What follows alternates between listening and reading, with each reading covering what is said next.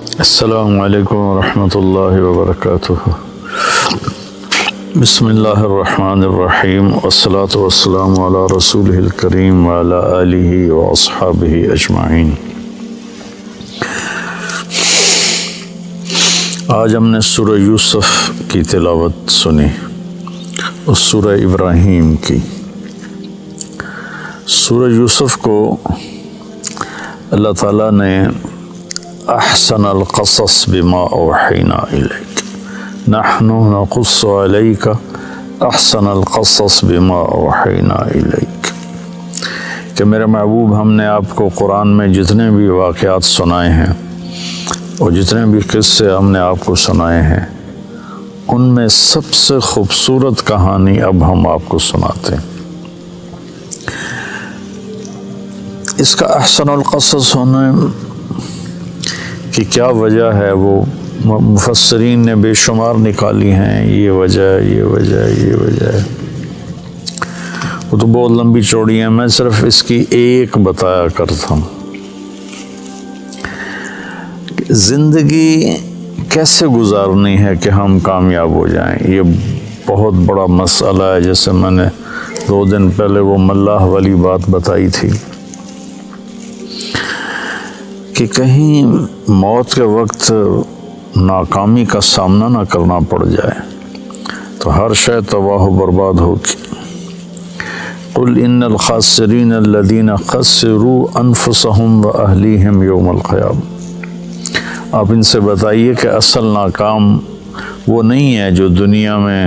Election میں ناکام ہو گئے اور پڑھائی میں ناکام ہو گئے، کاروبار میں ناکام ہو گئے۔ اصل ناکام وہ لوگ ہیں جو قیامت کے دن ناکام ہو جائیں گے، جن پر اللہ تعالیٰ ناراض ہو جائے گا۔ اس کی ناراضگی سے کیسے بچنا ہے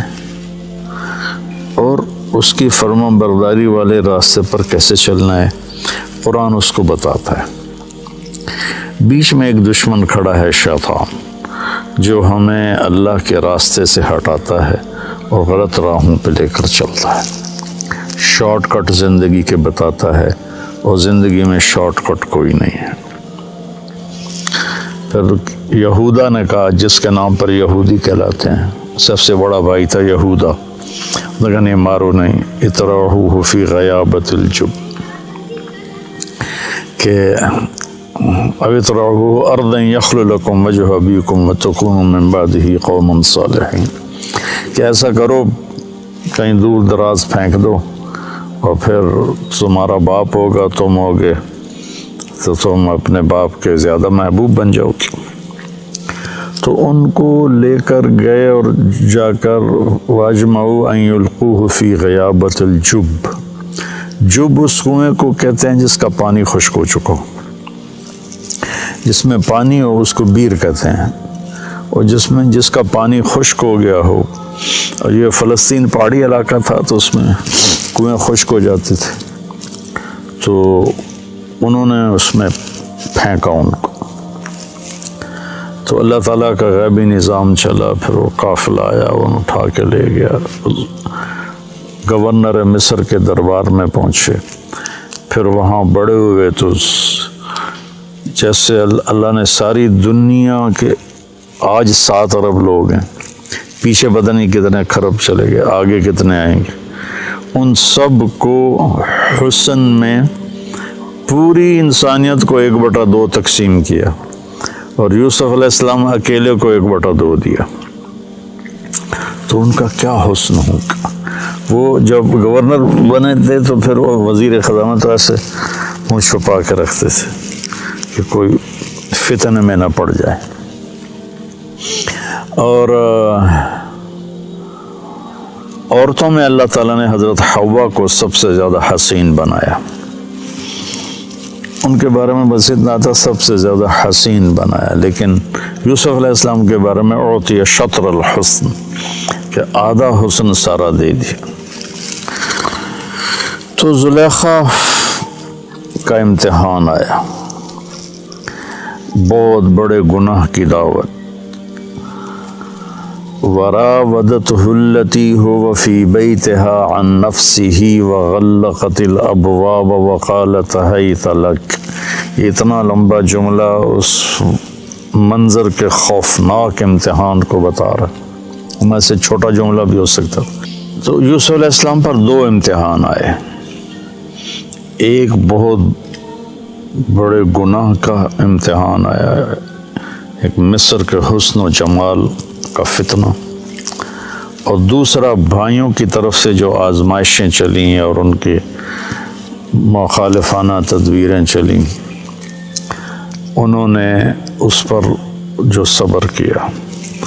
تو جب وہ بھائی ملے نا، جب اللہ تعالیٰ نے یوسف علیہ السلام کو گورنر بنا دیا، وزیر خزانہ بنا دیا، تو بھائی آئے،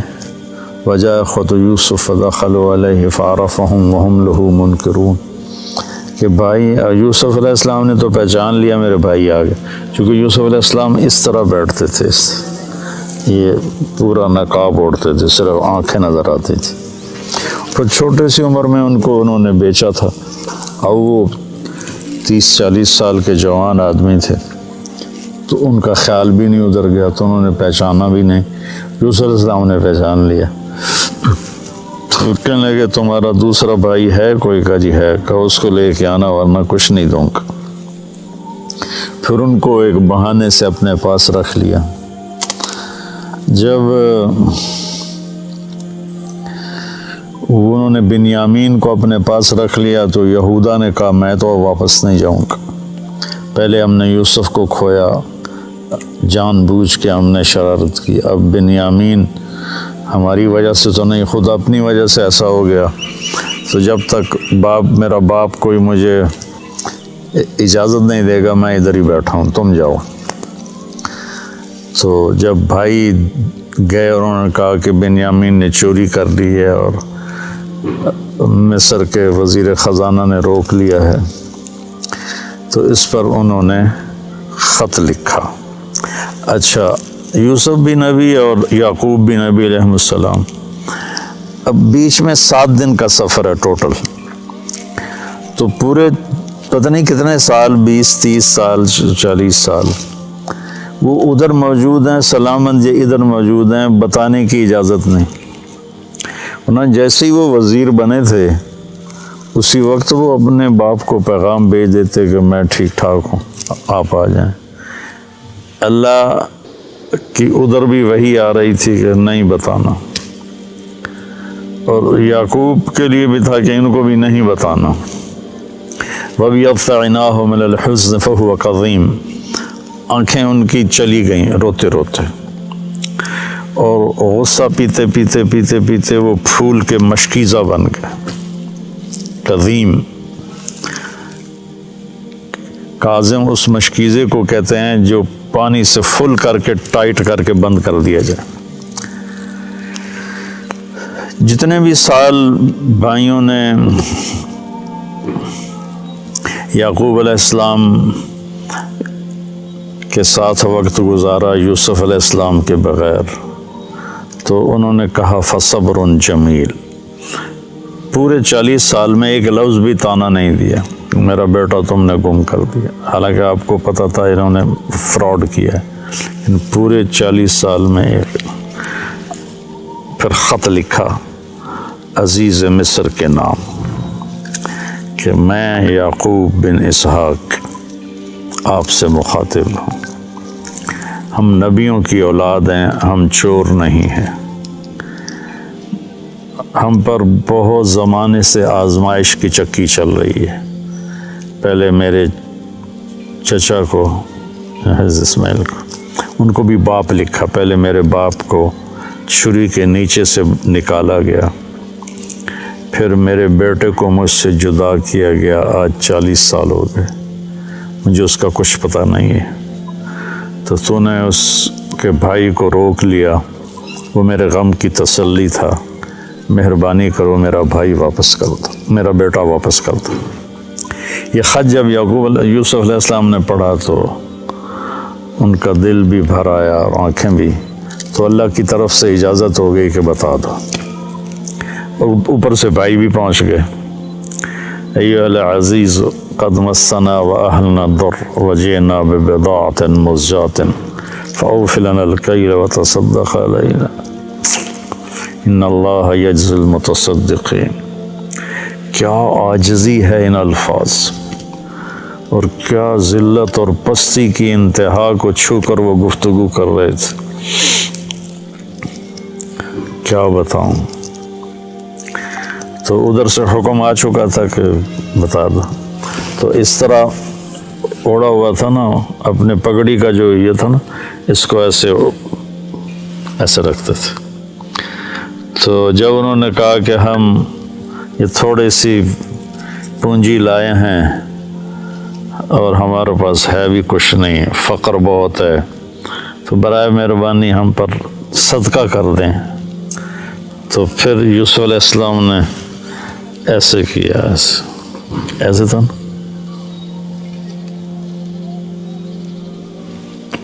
هل علمتم ما فعلتم بيوسف وأخيه إذ أنتم جاهلون۔ سبحان اللہ، کیا نبی کے اخلاق ہیں۔ کیا تمہیں کچھ خبر ہے جو تم سے بے خبری میں یوسف کے ساتھ کچھ تھوڑا بہت ہو گیا تھا،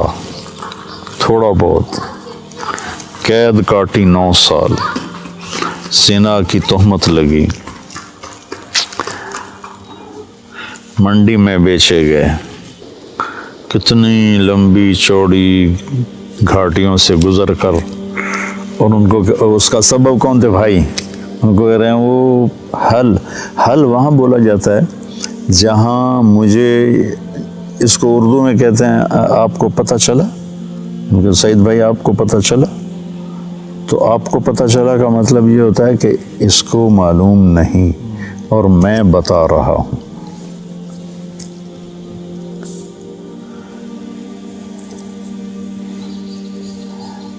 یہ جہاں زیب کا بیٹا فوت ہوا تھا عبداللہ، تو میں آیا رائمنڈ سے، تو علی چھوٹا سا تھا، یہاں کھیل رہا تھا، میری گاڑی اندر انٹر ہوئی تو بھاگ گیا، آپ کو پتہ چلا عبداللہ فوت ہو گیا ہے۔ وہاں سے میں نے حل کا مطلب سیکھا کہ حل اتاک حدیث الغاشیہ، آپ کو پتہ چلا جو چھا جانے والا دن ہے وہ کیسا ہے۔ تو حل وہاں بولا جاتا ہے جہاں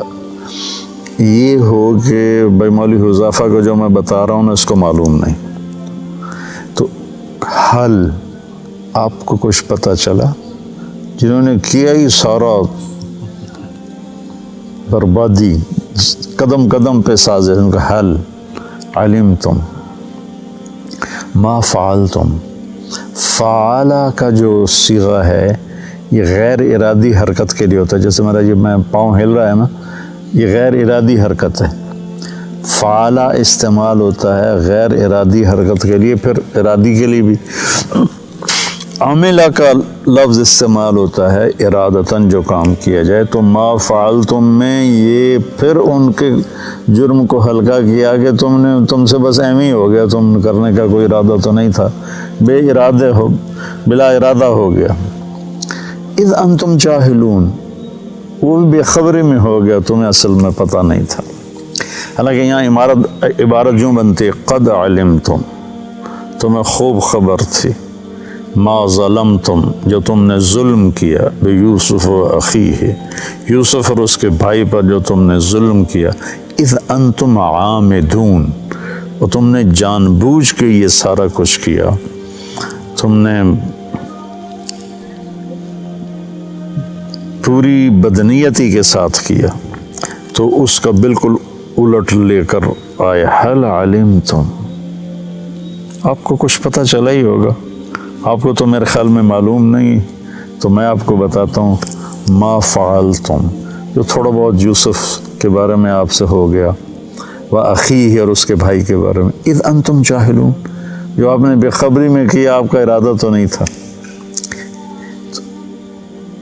تو اب جو اس وقت ان کا امپریشن بنانا، اس کو جو قرآن نے بیان کیا، کمال کر دیا۔ وہ تو پہلے انہوں نے غور سے دیکھا، پھر ایک دم ان کے اندر خوف پیدا ہوا کہ یہ یوسف ہے۔ پھر شک پیدا ہوا کہ نہیں یوسف کہاں ہے، یہ تو مصر کا وزیر خزانہ بیٹھا ہوا ہے۔ تو شک اور خوف اور امید، یہ 2-3 کیفیتیں ان کے اندر بن گئیں جو متضاد قسم کی تھی۔ ان کو جو قرآن ادا کرتا ہے اس کے جو الفاظ ہیں،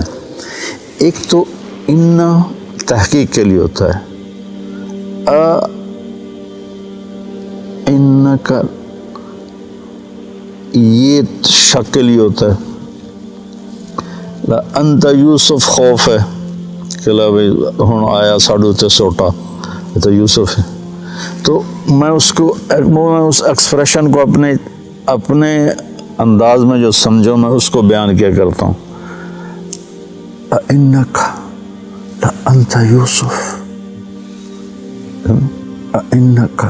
لانت یوسف۔ مجھے بڑا مزہ آتا ہے اس آیت میں کہ کس طرح اللہ نے مختلف کیفیات کو جمع کر، میں اس کو چہرے پہ لانے کی کوشش کرتا ہوں۔ انک لانت یوسف، تو نے کہا انا یوسف وہذا اخی، میں یوسف ہوں یہ میرا بھائی ہے، قد من اللہ علینا۔ اب یہ سورہ یوسف کا خلاصہ 2 لفظ ہیں، اور یہی 2 لفظ پورے قرآن کا خلاصہ ہیں، پوری زندگی کا خلاصہ ہیں، اور کامیاب زندگی کا خلاصہ ہیں کہ انہ من یتقی ویصبر فإن اللہ لا یضیع اجر المحسنین۔ کہ میرے بھائیو، زندگی کے راہوں میں جو تقوی اور صبر کو ساتھی بناتا ہے وہ ضائع نہیں ہوتا، وہ کامیاب ہوتا ہے۔ تو تقوی میں اشارہ تھا زلیخا کے قصے کی طرف کہ بہت بڑی دعوت آئی حرام کی، اور اس میں